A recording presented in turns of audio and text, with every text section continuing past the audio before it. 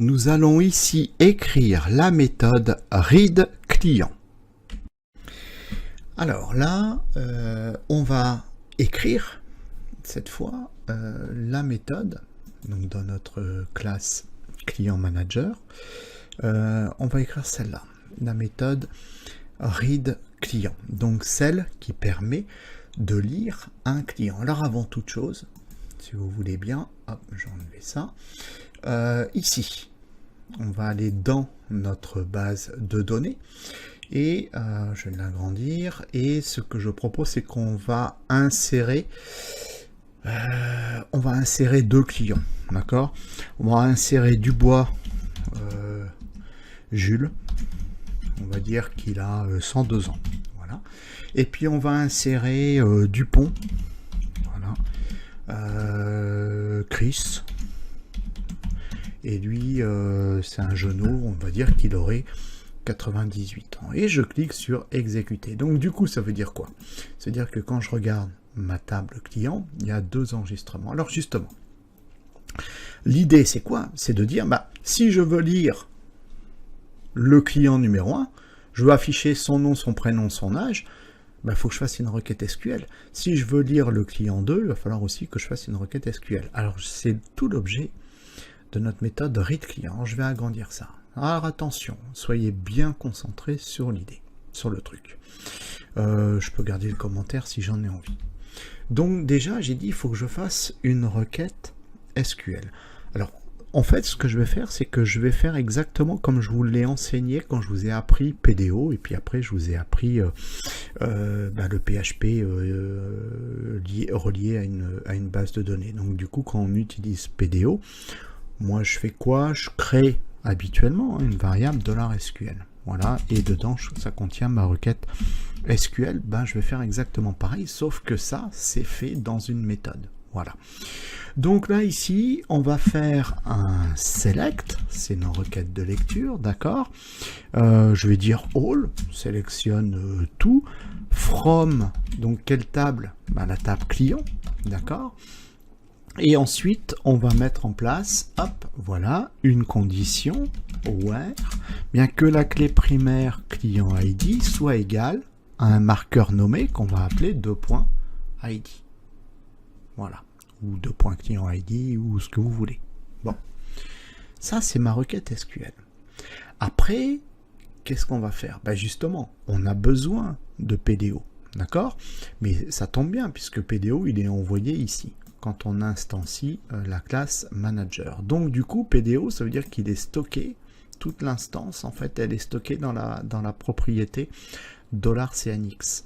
Donc du coup, ici, il va falloir que l'on prépare notre requête. Donc pour ça, nous allons partir pour l'objet courant, nous allons partir de ce que contient notre propriété CNX, et ensuite de là on peut aller chercher notre méthode prépare comme on fait d'habitude. Et qu'est-ce qu'on prépare? La requête SQL. Et la requête SQL, elle est où? Elle est dans la variable $SQL, d'accord? Bon, et puis qu'est-ce qu'on fait habituellement? Souvent je range toute cette instruction dans une variable que j'appelle, pourquoi pas, $rec comme requête SQL. Vous voyez, on retrouve la même chose que ce qu'on a appris, sauf que d'habitude nous on avait appris ça, on envoyait $CNX, d'accord? Sauf que là, on est dans une classe qui a une propriété CNX, donc pour l'objet courant, parce qu'on est sur des méthodes d'objets, on vient donc appeler le contenu de notre propriété CNX. Bon, ça, c'est la première chose. Ensuite, il va falloir que, de la même façon, on dise qu'est-ce qu'on attribue comme valeur au marqueur nommé. Donc là, ici, on part de notre variable $rec, voilà, et on va ici aller, on va aller exécuter, execute, voilà, on va exécuter notre requête SQL, et donc en paramètre de notre méthode execute, on va envoyer un tableau, et le tableau, qu'est-ce qu'il va contenir? Il va contenir une clé. Quelle sera la clé? Le marqueur 2.id, voilà, et la valeur la valeur de notre clé égale flèche, ce sera ça, $ID qu'on reçoit ici en paramètre. Ça y est, pas mal, hein, d'accord? Ça, c'est PDO. OK. Ensuite, je vais faire CTRL-S. Alors, nous, on est d'accord, parce qu'il faut qu'on comprenne ce qu'on est en train de faire. Hein. Quand je reviens sur l'extérieur de la classe, on a dit quoi? On instancie un nouvel objet client manager, on lui envoie un paramètre $CNX qui contient l'instance PDO. Ça, c'est vu. Et du coup, on range cette instance dans une variable d'objet manager. Mais après, pourquoi? En fait, c'est quoi l'idée? Ben, si je veux lire, hop là, si je veux lire le client 1, ça veut dire que je pars potentiellement de ma variable d'objet manager pour venir invoquer readClient, la méthode, et lui envoyer en paramètre 1. Donc du coup, je fais bien un select all from client, d'accord, where client ID égale 1. Donc ça veut dire que je vais récupérer cet enregistrement-là. Si c'était 2, je récupérerai cet enregistrement-là. D'accord. Bon, on prépare la requête SQL. Bref, ça, après, c'est du PDO. Mais par contre, moi, l'idée, c'est que quand je vais invoquer ma méthode readClient, bah, ce que je veux, c'est quoi? Bah, c'est qu'elle me retourne les infos. Alors, comment je vais faire pour ça? Bien, justement, c'est à ça que va servir notre fameuse classe d'entité qui est là. Parce qu'en fait, notre classe d'entité, elle contient des setters, elle contient des getters. Bah, moi, ce que je vais faire, c'est que je vais affecter aux différentes propriétés, donc à la propriété nom, à la propriété prénom, à la propriété âge, ce que contient ici, pour l'enregistrement numéro 1, ben je vais affecter à nom Dubois, je vais affecter à prénom Jules, et puis je vais affecter à âge 100, je sais plus combien, 102, peu importe. Ok? Donc c'est ça l'idée. Donc pour pouvoir faire ça, c'est-à-dire que je reviens ici dans ma classe manager, et justement quand j'avais dit non, c'est pas grave, là je continue, c'est pas grave, j'allais dire autre chose, mais non, je reste concentré sur ce que je dis. Donc là du coup ça veut dire quoi? Ça veut dire que là nous allons instancier un nouvel objet client. Donc on va faire un new client, d'accord? Ça c'est la classe d'entité. Et on va ranger cette instance dans une variable d'objet. Pourquoi pas que j'appelle $client? C'est simple. Bon. Et de là, qu'est-ce qui se passe? Alors, il faut que je fasse attention parce que je vais avoir besoin des informations. Donc, si j'ai besoin des informations, ce que l'on va faire... Alors, je continue. Voilà. Bon, je parle tout seul, mais je continue. Pour que vous compreniez bien. Donc de cette façon ici, on a instancié un nouvel objet client. D'accord? Et on a rangé ça dans une variable d'objet $client. Ce qui veut dire que à ce moment-là, nous pouvons invoquer les setters de notre classe client. Donc je peux invoquer set nom, set prénom et set âge. C'est précisément ce que je vais faire. Donc là ici, je pars de ma variable d'objet $client. Et je vais chercher mon setter set nom. Alors attention, parce que c'est là, ici, qu'il va falloir que je lui envoie une valeur, parce que lui, il attend une valeur, mon setter. D'accord? Il attend une valeur. Donc il faut que je lui envoie une valeur. Et c'est justement, c'est ça.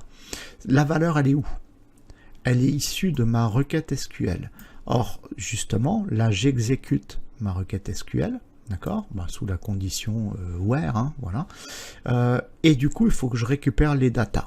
Alors, je pars de ma variable $rec et on va faire un fetch de façon à dire je voudrais récupérer mes datas sous la forme d'un tableau associatif. Donc, je vais chercher ma constante PDO fetch underscore assoc. Et là, on récupère les informations sous la forme d'un tableau associatif. Les data, eh ben, on va ranger ça dans une variable $data.